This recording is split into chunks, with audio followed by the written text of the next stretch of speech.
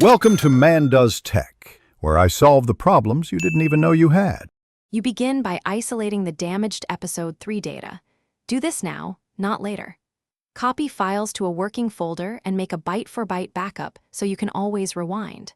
Once done, verify checksum or CRC to confirm integrity differences. Then scan headers for corruption patterns and note offsets where data diverges. Make small, targeted copies of suspect regions rather than editing the master. This preserves rebuild options and speeds recovery, because you only operate on minimal, reversible pieces.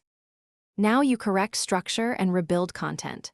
Open a hex editor and align file headers. Adjust offsets where pointers point to null or garbage. While adjusting, extract intact asset fragments from sibling saves and graft them into the target using consistent naming and pointers. Once you patch a segment, import it into a test build.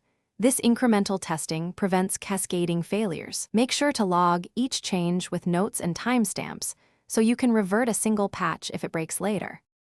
Finish by validating the episode end-to-end. Launch in debug or safe mode and watch logs for warnings and missing assets. These guide final fixes.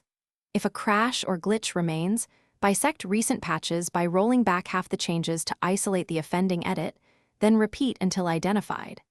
Once stable, produce a clean final copy and create a documented checklist of the exact recovery steps so you or others can reproduce the fix fast. One tip: if logs are silent, enable verbose tracing.